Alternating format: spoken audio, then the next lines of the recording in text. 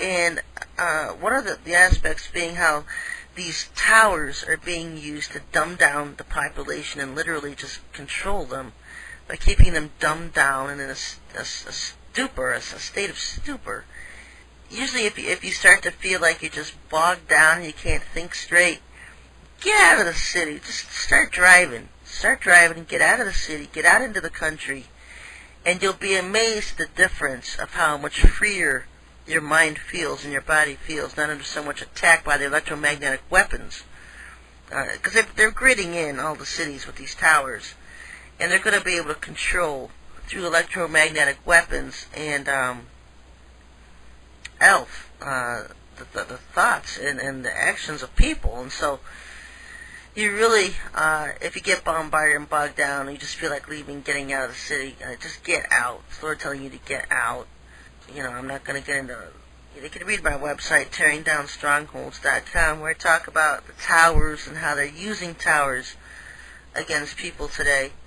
It's just amazing how, these websites of mine have been up for eons, and, every day just vindicated more and more and more of things I've been saying for years.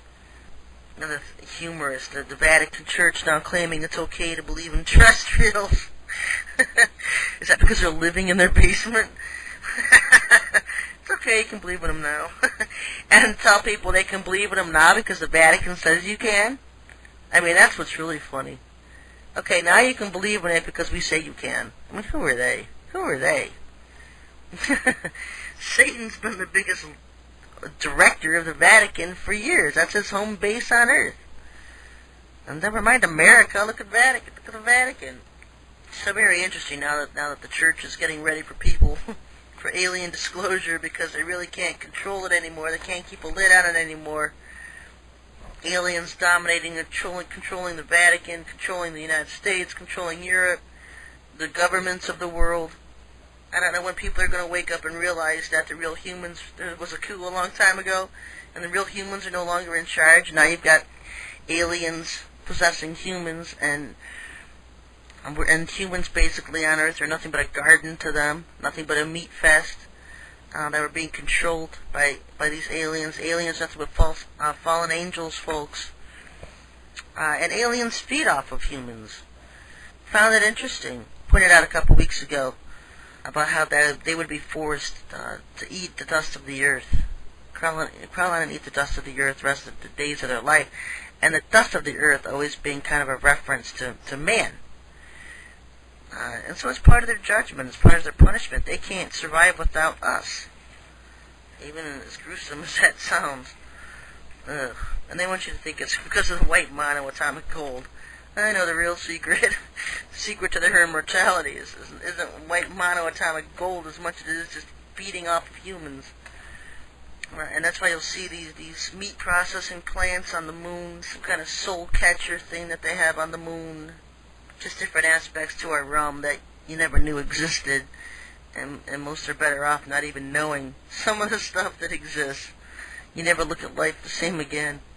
But another aspect of over time and trying to put things into perspective, why so many people over the years have worshipped the sun, because Satan used that as a mockery of the Most High, of worship of the Most High, and he created all these demons that people attributed aspects of God's who he is. It's almost like the Kabbalah, where the Kabbalah tears apart the characteristics of God, and the Satanists go one further, where they assign like a demonic name to each aspect of him.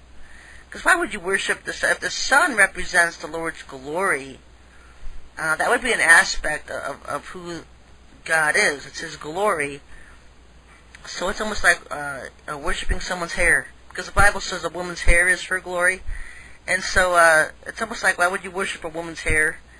I don't know if that's a good example or not. I'm not saying God's a woman. I'm just saying it's like worshiping a characteristic. And what they did was they made these idols and stones of their own hands, attributed to them various demons and various names, and to worship, and in the back sense, worshiping God, through an idol or stone image made of their hands. What they did was they mixed truth with error. They actually had their own sun god, which was Mithras. They had their own sun day for Sunday worship. It was the first day of the week. And through the whole thing, just mocking and defiling God. Because I think what the problem with Satan was that in the way beginning, people could still remember. They hadn't forgotten all of the beginning at that time yet. And so even early on, in the early Egyptian dynasties and in the early periods of the Chaldeans, and they still remembered some of the truths from back before the era of Adam and Eve. And the sun was dominant back then. It was the glory of the Most High. And so Satan wanted to mimic that and mock that. And so claiming those attributes to himself. Now if you read in Isaiah, Isaiah talks about Lucifer and being a son of the morning.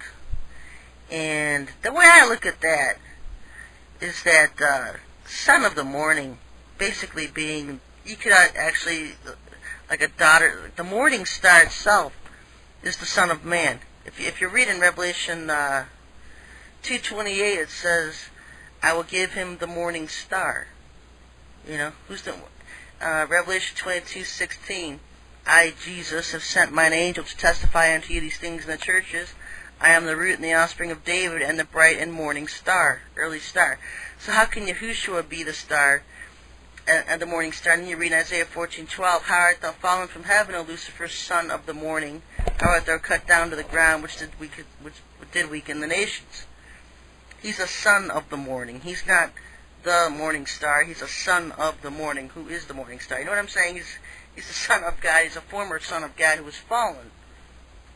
That's basically what I'm saying. Because Christ himself calls himself the morning star. He's the root and offspring of David and the bright and morning star. Venus is also known as the morning star, the day star. And so I find that interesting that you actually would have the two, the sun itself and Venus. And why would people pick up and accept Venus as the morning star and day star and leave the sun out? Because obviously the sun is the day star and the moon is the night star. Little trickery, sleight of hand probably. Get people off of the sun and onto Venus. Venus, day star. And if you look at one of Satan's names, Hallel, means the shining one. And they are going to be shining beings, folks. Satan's not coming to earth as some grotesque, old, ugly creature from hell, even though that's what he is. He's coming through his people, through his generals and the people that work with him as shiny, angelic beings. And they're going to deceive 3/4 of the majority of the world. And so in order to do that, it has to be good. And I'm warning you, it is going to be good. It is going to be very good. And that's why I want everybody on the lookout for that and not to be deceived, even though it's that good. You know, if you want to have some fun, and I always encourage warriors to have fun, not only asking the Lord to crash their UFOs when they descend to Earth, they have some kind of device that they use to turn on and off this angelic glow. This feature that they have. And so let's just ask the Lord to make those devices malfunction so that they don't have this angelic glow about them, that they lose it. They lose the angelic glow. If they start to sing, let's ask that the microphone gets turned